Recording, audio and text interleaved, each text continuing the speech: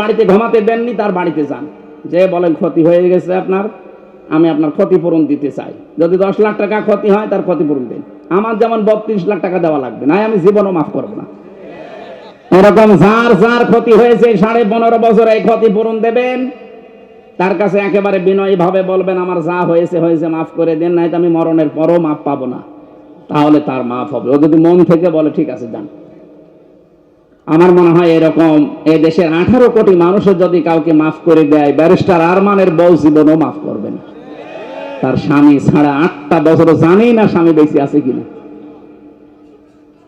কত মানুষকে দেখতাম ওই মাটির নিচে, আমিও তো ছিলাম, আমি তো ছোটটাই ছিলাম, আর ওটা বড়টাই ছিল, বিগটাই ছিলাম, আমি মিনিটাই ছিলাম।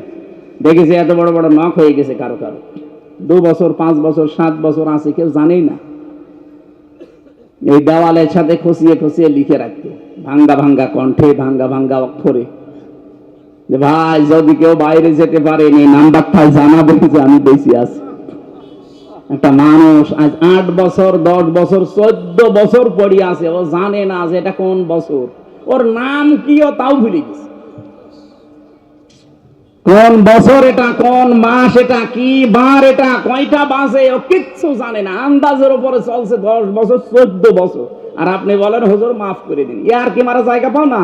তোমার এইভাবে 5 দিন রাখি, বাবার নাম ভুলে যাবা। এখনো পর্যন্ত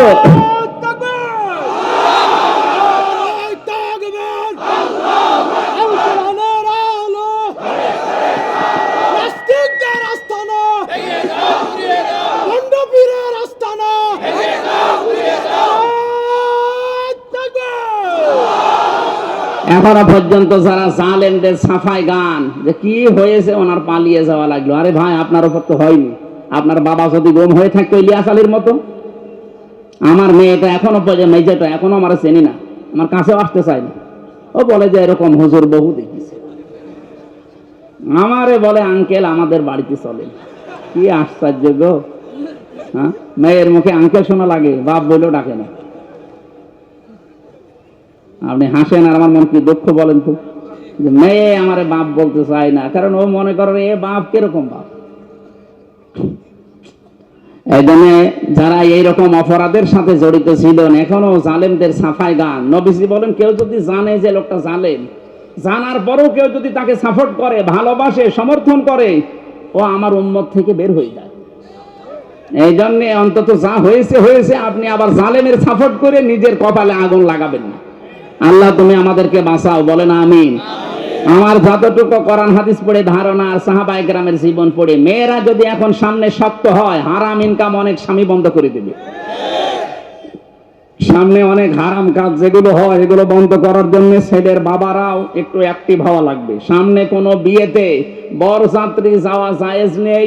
এই যে গায়ে হলুদ, এটা হিন্দুদের কালচার, সুতরাং বরযাত্রী এটা হিন্দুদের কালচার, এগুলোতে মুসলমান আর যাবেন না। অলিমা করেন, আপনি যদি পারেন সমর্থতাকে অলিমা করবেন। অলিমা কি ছেলের বাড়ি না মেয়ের বাড়ি? ছেলের বাড়ি অলিমা কয়জন করে? কয় আমি তো দেখি না, খালি বরযাত্রী যাওয়া ধান্দায় আছে। কাউ 200 300 500 জন বরযাত্রী যায়, এগুলো ইতর। ছোট লোক আর ইতর ছাড়া কেউ বরযাত্রী যায় না। আজকে থেকে বরযাত্রীর দাওয়াত আসলে মাইনাস। কথা বলে না কেন? আপনি জাহান্নামে নিয়ে যাবেন, তাই বলে আমি তো যেতে পারি না। এখন থেকে যদি বরযাত্রীর দাওয়াত আছে আর গ্রহণ করবেন। কারা কারা বরযাত্রী যাবেন না দেখি, তোলেন হাত তোলেন। এমন হয় যাবে। ঠিক আছে, আলহামদুলিল্লাহ। এই এলাকায় বিয়ে দিয়ে এবার শান্তি পাওয়া যাবে। আমি বারবার বলছি এই কারণে, কারণ আমার তো ছেলে নেই, মেয়ে, আমার তো বাসা লাগবে না, এই কারণে মাসলাটা বললাম না। নবীজি যতগুলো বিবাহ করেছিলেন সব অলিমা, সব কি একটাও কি বরযাত্রী নিয়ে গিয়েছে? আপনার সামর্থ্য থাকলে ছেলের বাবারা এই কাজ করবেন। আমার যেহেতু অনুষ্ঠানটা হঠাৎ করে এটা করা, আজকে আবার আর একটা আছে রাত 8:30টায়, আর মাত্র 1 ঘন্টা 15 মিনিট আছে। ওখানে কয় কিলো এখান থেকে? আমি তো আর মেশিন না যে যেই উঠে পড়বো, একটু খাওয়া দাওয়া আছে, নামাজ কালাম। সুবহানাল্লাহ আলহামদুলিল্লাহ। আমার যে জেলখানায় লিখিত কয়েকটা বই ছিল, একটা মনে হয় নিয়ে এসেছে, স্টেজে আছে না? বামে মনে হয় দাঁড়িয়ে গাড়ি আছে, শিক্ষিত মানুষদের জন্য এটা কাজে লাগবে। সৃষ্টি জগৎ নিয়ে লেখা আছে, অনেক তথ্য দেওয়া আছে, ওটা নিয়ে যান। আল্লাহুম্মা আমিন। লা ইলাহা ইল্লা আনতা সুবহানাকা ইন্নী কুনতু মিনাজ জালিমিন।